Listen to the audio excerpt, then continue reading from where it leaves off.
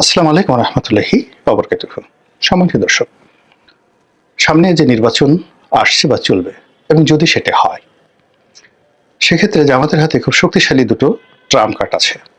আশ্চর্য দুটি তুরুপের তাস আছে, যে তুরুপের তাস এই মুহূর্তে অন্য কোনো দলের হাতে নেই। আচ্ছা, আপনারা একটু চিন্তা করেন তো নিজে নিজে, যারা এই রাজনীতির বিশ্লেষণ শুনেন বা ইউটিউবে বিভিন্ন কন্টেন্ট দেখেন, একটু চিন্তা করেন জাস্ট 1 মিনিটের মধ্যে। এর কারণ হলো, এই যে দুটো তুরুপের তাস আছে, দুটো ট্রাম্প কার্ড আছে জামাতের হাতে, যেটি বাংলাদেশের এই মুহূর্তে অন্য কোনো রাজনৈতিক দলের হাতে নেই, দুটো একসঙ্গে। তো সেটা কি হতে পারে? জাস্ট 1 2 3 4 চিন্তা করেন। আমি এই ভিডিওটি যখন বানালাম, এই হেডলাইনটি দেওয়ার সঙ্গে সঙ্গে কিন্তু আমার উইদিন 1 সেকেন্ডের মধ্যে কিন্তু আমার এই ধারণাটা চলে আসলো, চিন্তাটা চলে আসলো। যে চিন্তাটা চলে আসলো সেটা আপনাদের সাথে শেয়ার করছি। আর এই সময়টার মধ্যে আপনারা হয়তো ইতিমধ্যে চিন্তা করে ফেলেছেন যে জামাতের হাতে কোন দুটি তুরুপের তাস আছে, ট্রাম্প কার্ড আছে, যেটি দিয়ে আগামীতে রাজনীতির ময়দানে ভেলকিবাজি তারা দেখাবে। ভেলকিবাজি তো বুঝেন, সমস্ত লোকদেরকে বোকা বানানো, বেকুব বানিয়ে ফেলা। যেভাবে আমরা জাদু দেখি, বান দেখি, টোনামারা দেখি, ম্যাজিক যেটাকে বলা হয়, ম্যাজিক্যাল পাওয়ার। তো ম্যাজিক মূলত আসলে একটা কৌশল, এটি বৈজ্ঞানিক পন্থা। কখনো দেখা যাচ্ছে যে কোথাও কোনো রসায়ন হয়, অর্থাৎ আগুন জ্বলে গেল, এটা একটি কেমিক্যালের সাথে আর একটা কেমিক্যাল সেটিকে লাগিয়ে দেওয়া। বা ধরুন, আপনি অদৃশ্য হয়ে গেলেন, আপনি আকাশে উড়ছেন, আপনাকে দ্বিখণ্ডিত করে ফেলা হলো। এই বিষয়গুলো যে হাতের কারসাজি, চতুরতা, এবং মানুষ বুঝতে পারে না, অর্থাৎ যে কাজটি করে তার এই কাজ করার এতটা দক্ষতা যে যারা দর্শক তারা মুহূর্তের মধ্যে বুঝতে পারে না যে আসলে কি ঘটছে। এই জন্য এটা ম্যাজিক বলা হয় একে। তো সেই অর্থে একটা নির্বাচন যদি সামনে হয়, সেই নির্বাচনে জামাত এমন কিছু করবে যেটি আপনি আমি বুঝতে পারবো না, করে ফেলবে। এবং যেটিকে বলা হচ্ছে ম্যাজিক্যাল পাওয়ার, আর বাংলায় ম্যাজিকের অর্থ ভেলকিবাজি। তৃতীয়ত যেটি হলো, প্রথমে তুরুপের তাস, এরপরে হলো ভেলকিবাজি। আমি একটু সময় নিচ্ছি এই কারণে, সো দ্যাট কোন দুটি তুরুপের তাস তাদের হাতে আছে এটা নিয়ে আপনি একটু চিন্তা করার সময় পান।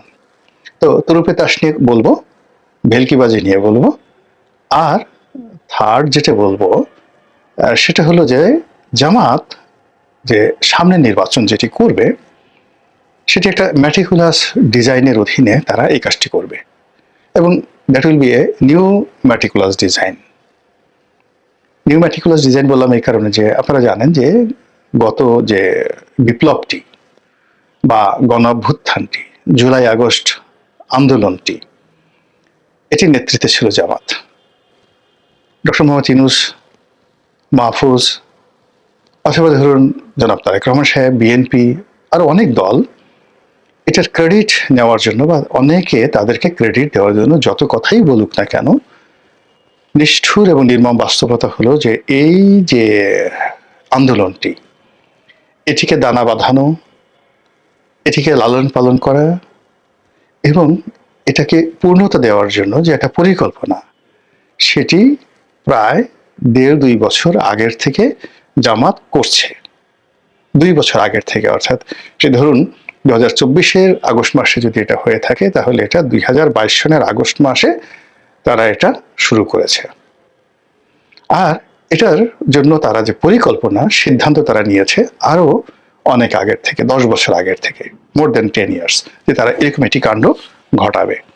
এই জন্য তারা শিবিরকে শক্তিশালী করেছে, নিজেদেরকে শক্তিশালী করেছে, এবং এটা যদি ফেল করে তাহলে সম্ভাব্য ক্ষয়ক্ষতি কি হবে সেটা মেনে নেওয়ার মতো মন মানসিকতা তারা অর্জন করেছে।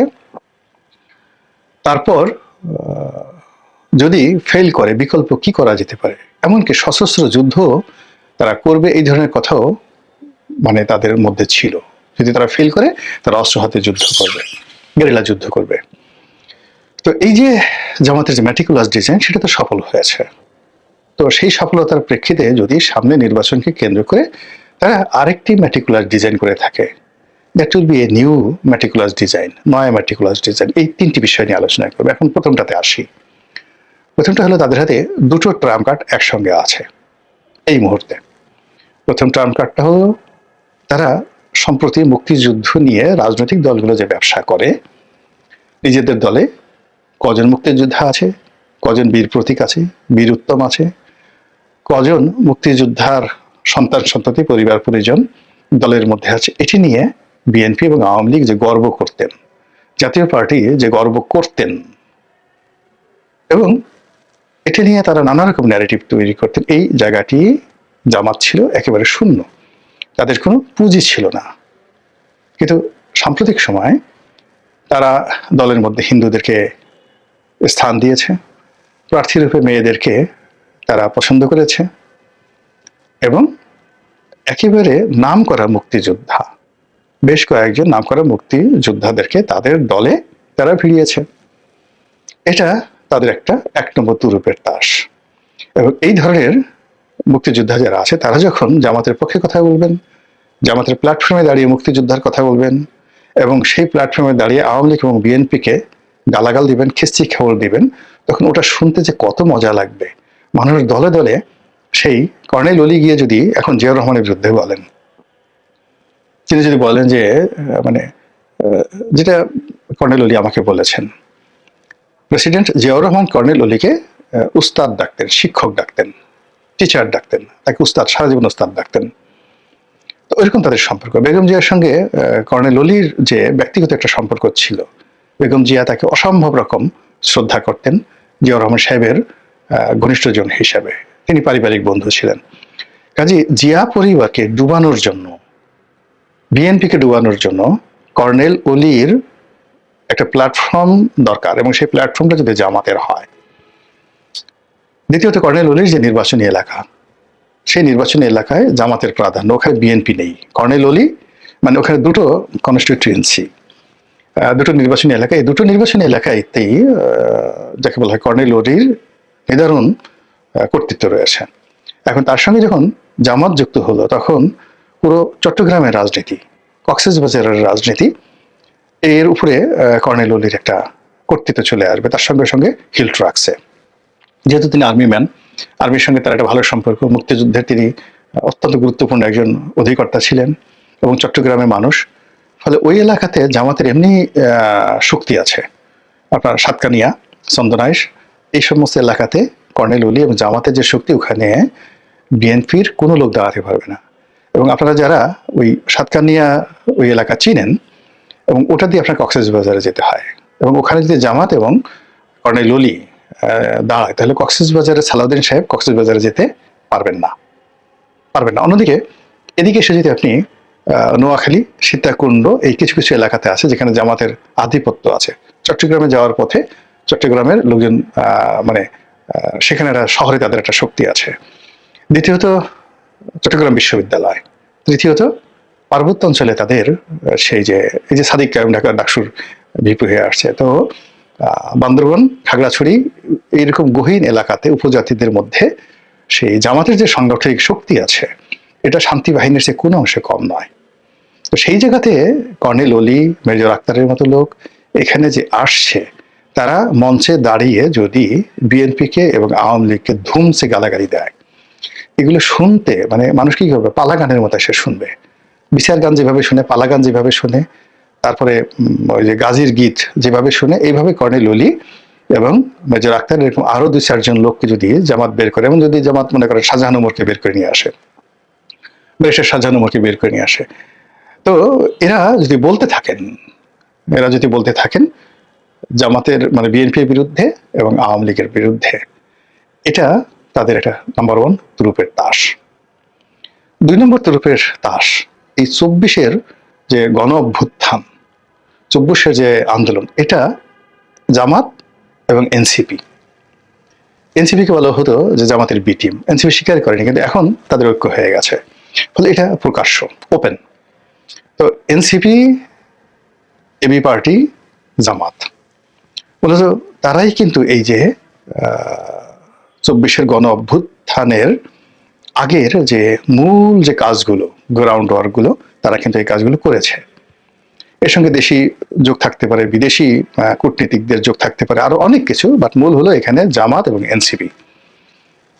এবি পার্টির কথা বলছে অনেকে, কিন্তু এবি পার্টি আছে, কিন্তু আমি এনসিপির কথাই ধরি, এখন সেই এনসিপি তাদের সঙ্গে আছে। ফলে এই 24-এর গণ অভ্যুত্থান নিয়ে, ইনক্লুডিং ইনকিলাব মঞ্চ, যখন জামাত কথা বলবে এবং তারা যখন ওইভাবে গালি দিয়ে বলবে, যে যেমন একজনের কথা বলছিল না, যে সন্তান হয়ে, নতুন পোলা হয়েছে, সন্তান হয়ে বাপের সাথে মানে করতে যেও না, গোলাম পরোয়ার সাহেবের একটা কি কথা যেন উনি বলেছিলেন, পাঙ্গা নিতে যেও না বা কি একটা কথা যেন বলেছিলেন।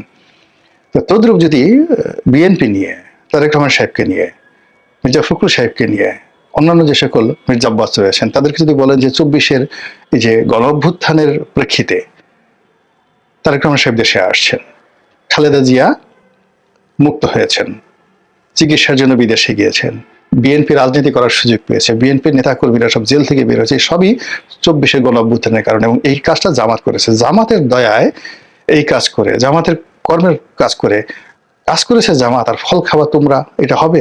আপনি বলেন তো, এই কথার উত্তর কিভাবে বিএনপি দেবে? দিতে পারবে না। এর কারণ রেকর্ড আছে তো, নির্বাচন মানে এই যে জুলাই আগস্ট বিপ্লবের সময়টাতে জুলাই মাসে মির্জা ফখরুল সাহেব কি বলেছেন, জুনে কি বলেছেন, আগস্ট মাসের 1-2 তারিখে কি বলেছেন, এগুলো সব রেকর্ড। এখন সেই রেকর্ড যদি একদিকে বাজানো হয়, আর জামাতের যারা লোকজন রয়েছে, এনসিপির যারা লোকজন রয়েছে, জামাতের প্ল্যাটফর্ম ব্যবহার করে যদি এই 24-এর ব্যাপারে তারা খোঁটা দেয়, যে তারেক রহমান সাহেব যে বাংলাদেশে আসছে তো আমাদের জন্য, আমাদের দয়ায়, আমাদের করুণায়, বলেন তো কি জবাব দিবে? এ গেল তুরুপের তাস। এই তুরুপের তাস সামনের নির্বাচনে ব্যবহৃত হবে, ভীষণভাবে ব্যবহৃত হবে, এতে কোনো সন্দেহ নাই। এরপরে যেটা আছে সেটা হলো যে মেটিকুলাস ডিজাইন, যেটা বললাম যে নয়া মেটিকুলাস ডিজাইন। নির্বাচনকে কেন্দ্র করে পর্দার আড়ালে যে খেলাগুলো হচ্ছে, সব কথা যেহেতু ডকুমেন্ট নাই, আমি বলতে পারবো না। এখানে দেয়ার আর ম্যানি পক্ষ, এজেন্সিস, ম্যানি এজেন্সিস, যেটিকে আমি পক্ষ বলি, তারা পর্দার আড়ালে যে সকল খেলা খেলছে, অনেকগুলো প্রার্থী স্বতন্ত্র হিসেবে, বিভিন্ন দলের প্রার্থী হিসেবে, আপনি যাদেরকে কাউন্ট করতে পারছেন না, তাদেরকে ভোট ম্যানিপুলেশন থেকে শুরু করে অন্য বিষয়ে আগাম জানিয়ে দেওয়া হয়েছে তোমরা এমপি হবে, অথচ আপনি তাদের নামও এখনো জানেন না, বলা হয়েছে তাদেরকে এমপি হবে। এই যে এটা ম্যাটিকুলাস ডিজাইন, নয়া ম্যাটিকুলাস ডিজাইন, এটা বিএনপির লোক কিন্তু এখন পর্যন্ত কল্পনাও করতে পারছে না। ফলে কি হলো, এই যে নির্বাচনের যে সময় যত ঘনিয়ে আসছে বা ঘনিয়ে আসবে, কিংবা নির্বাচনের সম্ভাবনা যদি বাদ হয়, নির্বাচনের একটা নতুন ডেট, মানে যেভাবেই যাক না কেন, নির্বাচন হলে জামাতের এক ধরনের প্ল্যানই আছে, নির্বাচন যদি ডিলে হয় জামাতের প্ল্যান বি, নির্বাচন যদি একেবারে সহসা না হয়, কোন একটা পরিবেশ পরিস্থিতি তৈরি হয়ে যায়, তাহলে প্ল্যান সি। সেই প্ল্যান সিকে মোকাবেলা করার জন্য জামাতের যে মাস্টার প্ল্যান আছে, ম্যাটিকুলাস ডিজাইন আছে, এই ডিজাইনটি মূলত বিএনপি বা অন্য যে রাজনৈতিক দলগুলো আছে তাদের কিন্তু সেই ডিজাইনটা নেই। আরেকটি হলো যে নির্বাচন, এখন সেই নির্বাচনে যে তারা যে ম্যাটিকুলাস ডিজাইন সেটা করবে, এটা তো বললাম যে এইভাবে। আর একটা হলো ভেলকিবাজি, মানে আপনি দেখাবেন কলা, দিবেন মূলা, দেখাবেন আপেল, খাওয়াবেন মাকাল ফল। তো এই যে এই মুহূর্তে দেখুন যে জামাত কেন্দ্রিক যে নাটকগুলো তৈরি হচ্ছে, এই প্রতিদিনই এ আসছে, এ যাচ্ছে, এটা হবে না, মানে সব মিলে ঘুরে ফিরে জামাত একবার সেই ঘুড়ি রশি ছেড়ে দিচ্ছে বিএনপির দিকে, আবার রশি টান দিচ্ছে, আবার একদিকে একটা তথ্য দিয়ে দিচ্ছে, আর একদিকে আর এক তথ্য নিয়ে টানাটানি করছে। পুরো জিনিসটাই একটা নাটকীয়তা, একটা ভেলকিবাজি রাজনীতির ময়দানে। এটাকে আপনি নির্বাচনের যুদ্ধ হিসেবে যদি বর্ণনা করেন, তাহলে অনেকটা গেরিলা কায়দায় তারা যে কাজগুলো করছে, এটি তাদের যারা প্রতিপক্ষ তারা এখন পর্যন্ত কাউন্টই করতে পারছে না। যখন জামাত বিএনপির সঙ্গে ছিল বিভিন্ন সময়টিতে, বিএনপি যারা লোকজন আছে তারা শুধু জামাতের দাড়ি দেখছে, টুপি দেখছে, কেমন দাড়ি কেমন টুপি, আতর মাখে গায়ে, এরকম দেখছে, লুঙ্গি পাজামা পাঞ্জাবি দেখছে। কিন্তু জামাত যে কাজটি করেছে, এখন যেটা বুঝছি, বিএনপির লোকজন কি ধরনের আন্ডারওয়্যার পরে, কি ধরনের মোজা পরে, গেঞ্জি কি, তারা মানে আন্ডার আর্ম, বগলের নিচে কি ধরনের ডিওড্রান্ট ব্যবহার করে, কার বগলে কেমন গন্ধ, মাথায় কার কতটুকু খুশকি আছে, নাকের মধ্যে কার কতটুকু ময়লা আছে, ঘুমার ঘরে কে কতবার নাক ডাকে, কার কয়জন গার্লফ্রেন্ড আছে, দেশ বিদেশে কার কয়টা বাড়ি আছে, কার কতটুকু অবৈধ ইনকাম আছে, কার কি দুর্বলতা আছে, প্রত্যেকটা জিনিস অন্তত পক্ষে তাদের যারা রাজনৈতিক প্রতিপক্ষ তাদের সবার আমল নামার অডিও, ভিডিও এবং ডকুমেন্টারি তারা তৈরি করে রেখেছে। আর এইগুলো প্রচার করার জন্য তাদের বট বাহিনী আছে, তাদের ভাড়া করা ইউটিউবার আছে দেশে দেশের ভিতরে, এবং তারা যদি কাউকে টার্গেট করে বেইজ্জতি করতে চায় তাহলে যে কোনো সময় যে কোনো মানুষকে তারা বেইজ্জতি করে দিতে পারে। এবং এই সময়টিতে আপনি দেখেন, আমি নাম বলবো না, বিএনপির বেশ কয়েকজন শীর্ষ নেতাকে তারা টার্গেট করেছে এবং টার্গেট করে তাদেরকে নিয়ে যে সকল কথাবার্তা ছাড়ানো হচ্ছে, বিএনপি যদি নির্বাচনে জয়লাভ করেও ওই মানুষগুলোর তকদির কিন্তু পুড়ে গেছে। কারো বিরুদ্ধে আর্থিক কেলেঙ্কারি, কারো বিরুদ্ধে ব্যাংক ডাকাতি, কারো বিরুদ্ধে এস আলমের সহযোগী হওয়া, কারো বিরুদ্ধে আরো নানা রকম কল্পকাহিনী। আর ঘুরে ফিরে নানা রকম সেই 2001 থেকে 2006 পর্যন্ত বিএনপি শাসন আমলের নানা কাহিনী, এখন তো আওয়ামী লীগ নাই, এগুলো কারা সামনে নিয়ে আসছে। তো এরকম বহুমুখী ভেলকিবাজি, ম্যাটিকুলাস ডিজাইন এবং যে দুটো ট্রাম্প কার্ডের কথা বললাম, এগুলো নিয়ে জামাত যে কারসাজি করছে, সেই কারসাজিতে শেষ পর্যন্ত কার বিজয় হয় আর কে পরাজিত হয় সেটাই দেখার বিষয়।